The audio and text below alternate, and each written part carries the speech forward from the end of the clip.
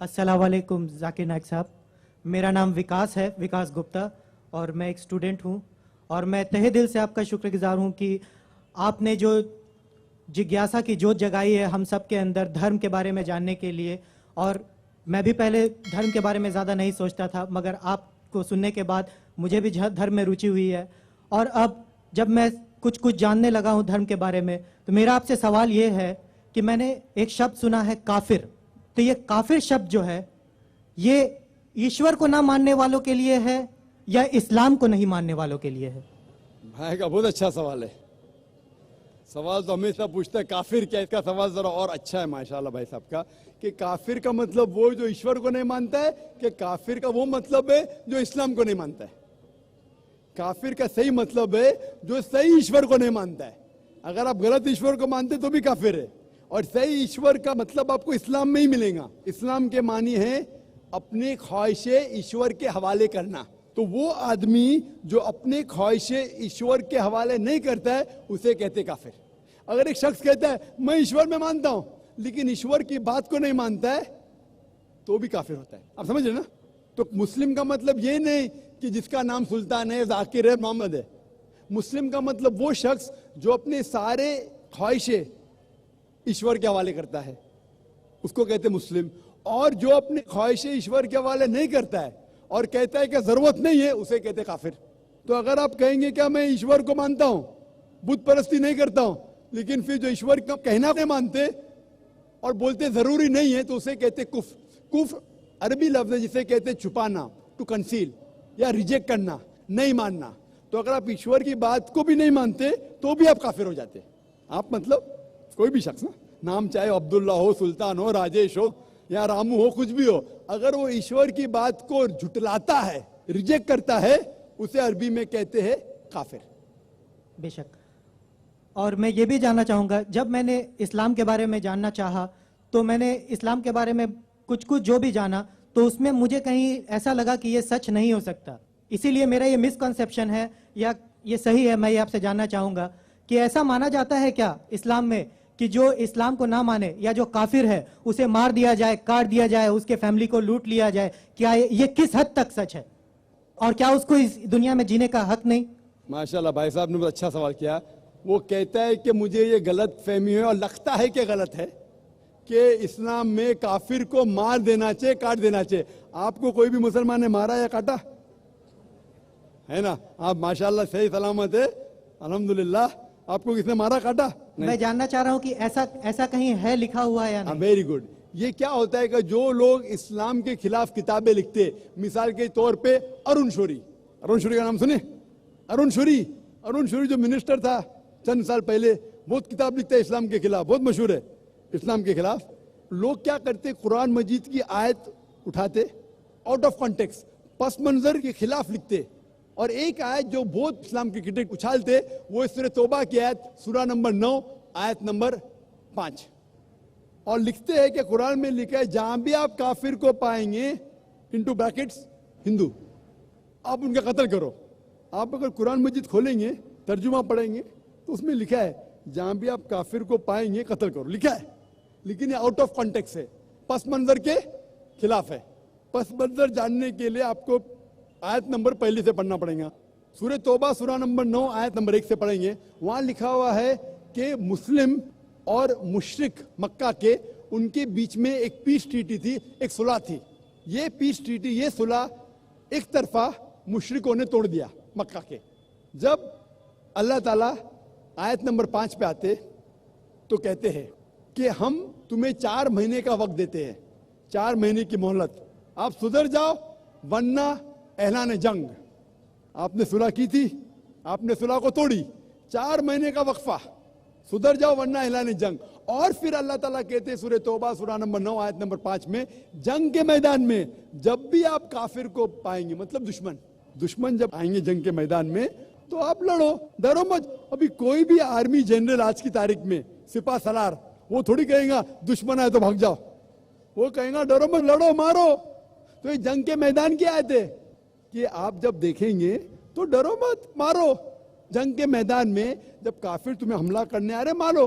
और अरुण शौरी आयत नंबर 5 से उड़ी मारते आयत नंबर 7 में, उसने किताब लिखी वर्ल्ड ऑफ फतवास इस्लाम के खिलाफ। आयत नंबर 5 से जब मारते आयत नंबर 7 पे, 5 के बाद क्या आता है? 6 को खा जाते। क्यों? 6 में उसका जवाब है, उसकी बीमारी का जवाब है।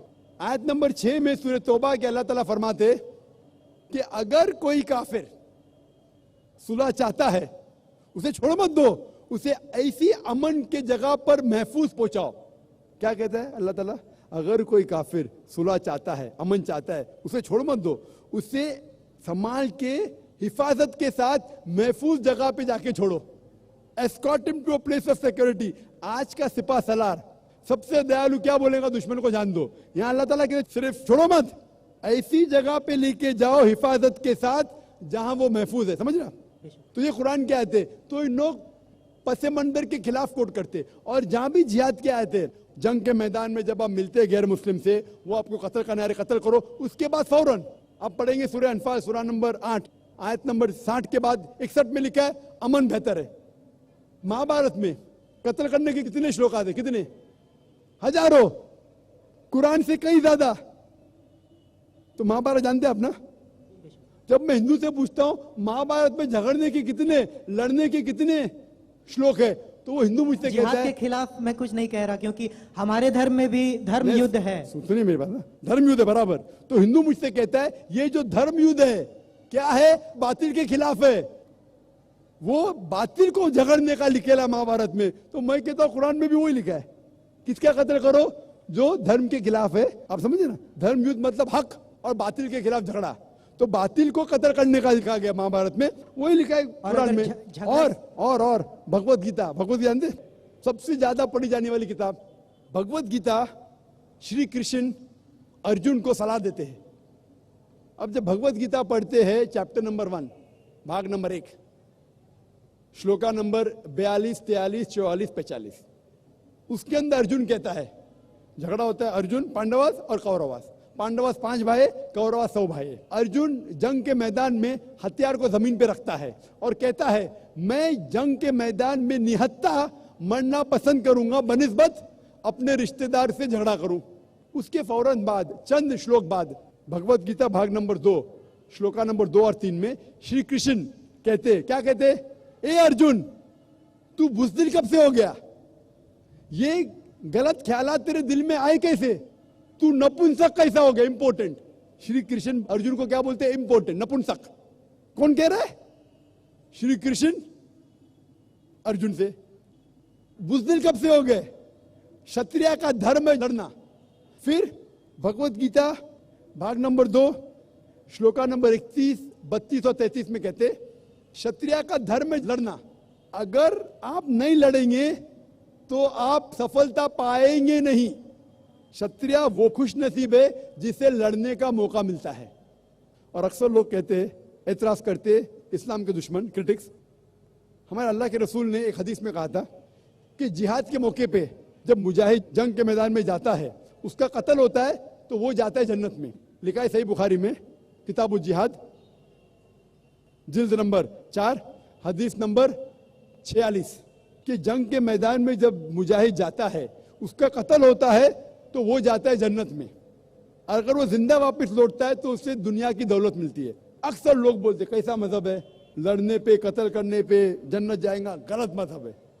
लेकिन भगवत गीता पढ़ेंगे भाग नंबर 2 मंत्रा नंबर 37, 37, श्री कृष्ण कहते हैं अर्जुन से, ए अर्जुन उठ के लड़। अगर तेरा कत्ल हो जाएगा तू स्वर्ग में जाएगा, अगर जिंदा वापस लौटेगा तो उससे दुनिया की दौलत मिलेंगी। हु बहू जो अल्लाह के रसूल मोहम्मद सल्लल्लाहु अलैहि वसल्लम कहते हैं सही बुखारी में, वही भगवत गीता में लिखा है। तो अरुण शूरी जब तनकीद करता है कुरान के बारे में, उसने खुद अपनी भगवत गीता पढ़ा ही नहीं। अरुण शूरी ने महाभारत भी शायद नहीं पढ़ा। अगर महाभारत और भगवत गीता पढ़ा होता तो कुरान में मिस्टेक निकालता ही नहीं। अब समझ रहे? तो ये मिस्टेक नहीं निकाल रहा। मैंने कब का आप निकाल रहे भाई? मैं अरुण शूरी की बात कर रहा हूँ, मैं अरुण शूरी की बात कर रहा हूं। तो मैं आपको जवाब दे रहा हूं, आपने बिल्कुल सही फरमाया कि ये गलत फहमी है कि लोग कहते हैं कि इस्लाम में लिखा हुआ है कि काफिर का कत्ल करो। ये कहां नहीं लिखा है?